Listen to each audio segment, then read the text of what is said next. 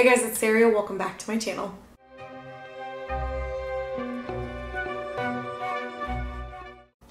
Today's video is another Halloween video, but it's not Hocus Pocus. I just don't have a shirt for this particular movie, which is honestly one of my other favorite Halloween movies. Because I only like the ones that are spooky, not scary.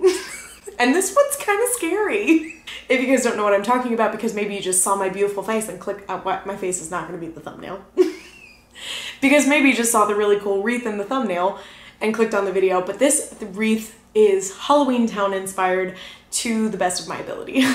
I have been working on this wreath for about 2 years, you guys, and a lot of it is because of lost footage, lost items. I would like make a piece of it, and then Halloween would be over, I'd pack it away, and then I couldn't find it again. So unfortunately, this was a long time in the making, but it is finally done and you guys finally get to see it. If you guys missed it, I made a coordinated wreath using Dollar Tree products to make a Hocus Pocus inspired wreath 2 years ago? Sometime I did it. I will have that video linked for you guys if you're interested in that one as well. But where I hang these wreaths in my house, I needed two kind of coordinating wreaths, and I didn't want them to be identical, so I decided to theme one to Hocus Pocus and one to Halloweentown. If you guys are interested in seeing how I made this Halloweentown inspired wreath, then just keep watching. So for the wreath itself, I picked out this grapevine style wreath. I get these at Michael's because they're only like $7. They're super, super cheap and they're pretty big.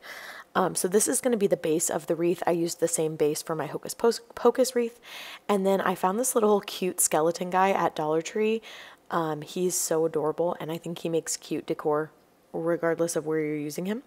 I also have this assorted bag of fall leaves and fall florals. Most of my florals and leaves do come from Dollar Tree, along with these candy corn picks that come in 2 different sizes. And we're going to be doing a combination of all of those different types of florals with the skeleton in the center of the wreath. So I'm starting by just kind of getting an idea of how I want to place him. I am going to detach his legs because he's a little bit too long for what I'm wanting to do. But I like the idea of him being in the center. So to detach his legs, it was really simple. I just like bent the little wire attaching the legs and just pulled them off. It took seconds. And then I'm going to cut this string off of the top. We are going to cover up the hole on the top of his head, so don't worry about filling it or anything.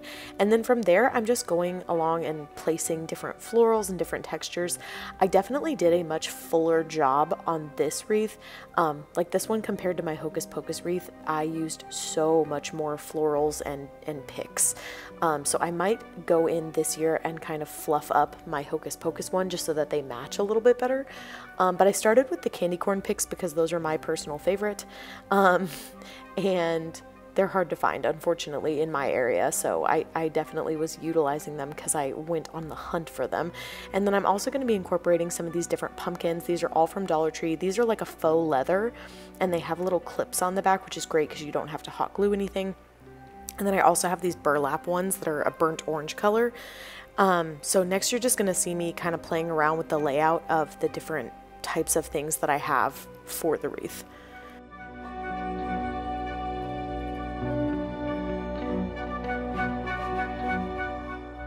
So you can see here it's very, very full, but I do love how it looks. I also have this kind of like wire garland with little, I don't know what to call them. They almost look like little beads that stick out that are very fall colored. Again, this is from Dollar Tree. And I'm just going to be cutting these and kind of twisting them into spirals. I really like adding different textures to the wreath. I think that that's what makes it look expensive and nice. You can literally see Dalen spinning in a chair behind me right now. Anyway, so yeah, I'm just going to be cutting these and kind of spiraling them and then sticking them where I feel like there are little tiny gaps.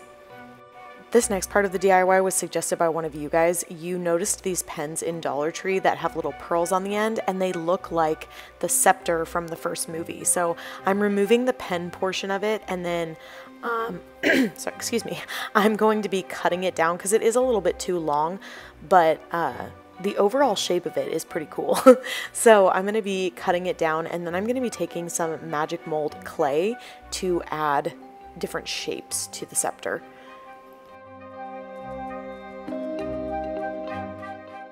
In order to have this clay hold a little bit better to this like thin plastic, I'm going to be using a sanding block from Dollar Tree just to sand down the outside.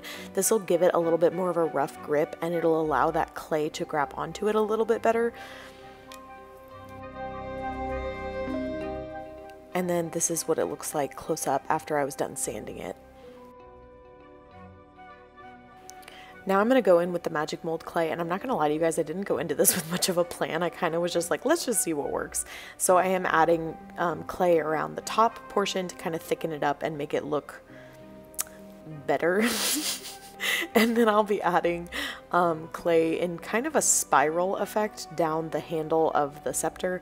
And then I'm also going to be adding some to the bottom to kind of give it a better shape and make it look less like a pen that I cut. I am using this poking tool just to give the clay a little bit of texture. I don't really know how much of a difference this made just because it's so tiny, but in my head, this was brilliant.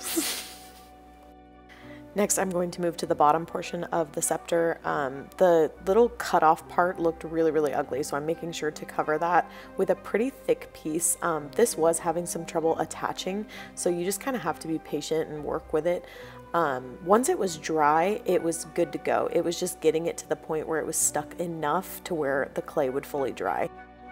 I wanted to give it more of a flat bottom, so I am adding this little like disc-like piece to the bottom so that it can kind of stand on its own. That's not really important structurally, I just liked how it looked better. So this is like the hardest part for me to explain to you guys because honestly I didn't have much of a method, and I don't even know that I was looking at much of a reference photo. I kind of was just going off my own imagination of what the scepter could look like. Then I took some really tiny pieces and rolled them into little eensy-weensy circles and kind of attached them to the bottom. In my head, these were kind of like jewels, and I believe this is the point where I pulled up a reference photo because I was like, why am I not just looking at what it actually looks like instead of trying to do this from memory? But there I am searching it. I'm leaving this in so you guys can see because I just think it's funny. I allowed that clay to dry overnight, and then I went in with gray, I think it's elephant gray Waverly chalk paint, and just to do a base coat. So I didn't like how obviously the clay is like a different color, like duh. So I went in and painted it with this elephant gray Waverly chalk paint, but that was so incredibly flat and not what I wanted. So I am going to go in and add some metallic silver once this first layer of paint has dried.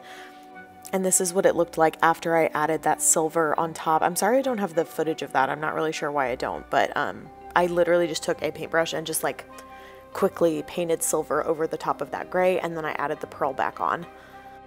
Next, we're going to go back to working on Benny, the cab driver. So I printed a bunch of different sizes of taxi hats that I just Google image searched. I just typed like taxi cab hat. And this one seemed to be the one that would fit him the best.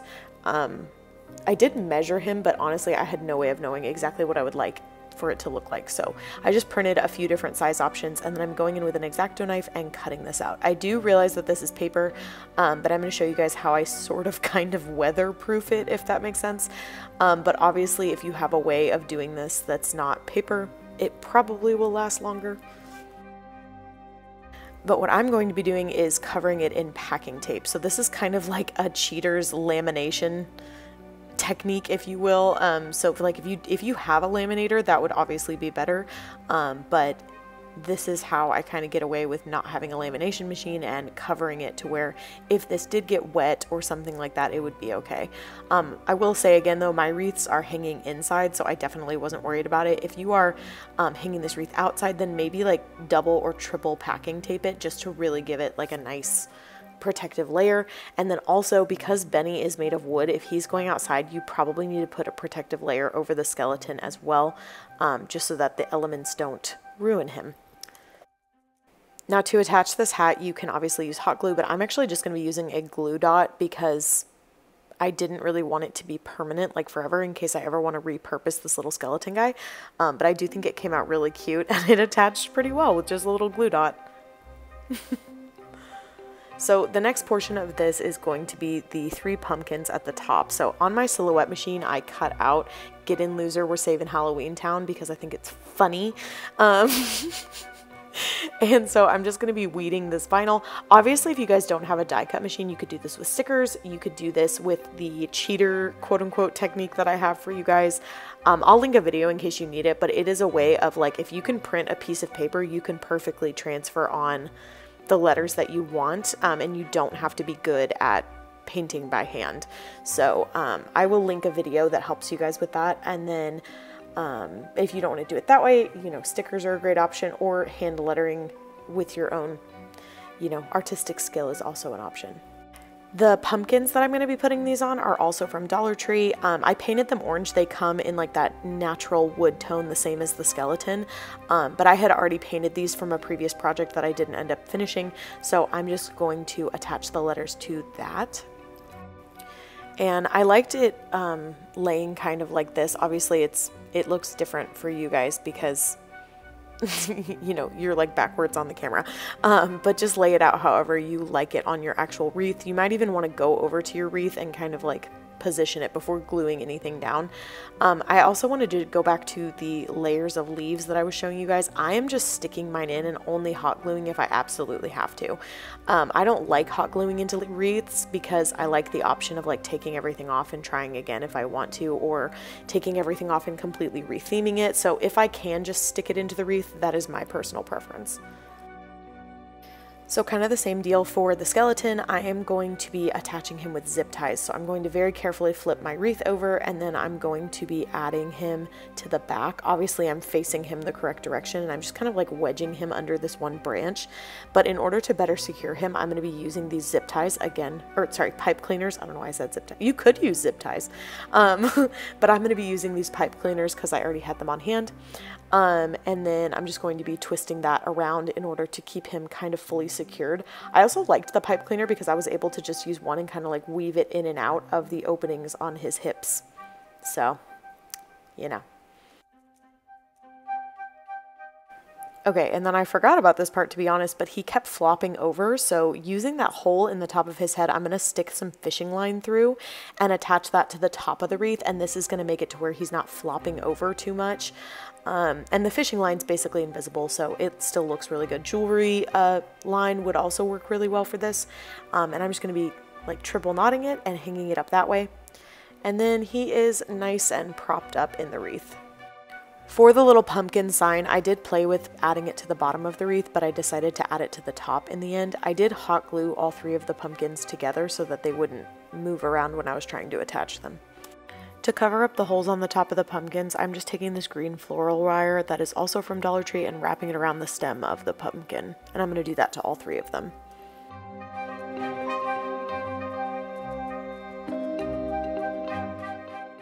The biggest reason I decided to add this wire was because this is a good way of attaching it that kind of blends in with the design, if that makes any sense, because again, I'm trying to avoid hot gluing to this wreath.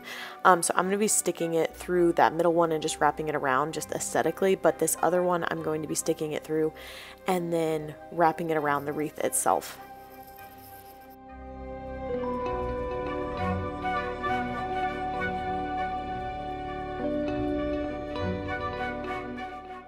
So I did cut a shorter piece just because it was easier to work with, but I wrapped it around, and then at the very last bit of the wire, I'm just going to clamp that around the wreath. And that is the final step in making this Disney Halloweentown inspired Halloween wreath. I think this came out really, really cute. I definitely think I went up way higher with the florals on this one than the Hocus Pocus one, so I might be adding to my Hocus Pocus one this year. But you guys will have to let me know if you like this one better or the Hocus Pocus wreath better in the comments below. Thank you guys so much for making it to the very end of this video. If you did make it all the way to the end, then please leave me a Halloween emoji of some kind. And if you think of one that's not the ones that I'm showing, leave it, because I missed it. I'm so sorry.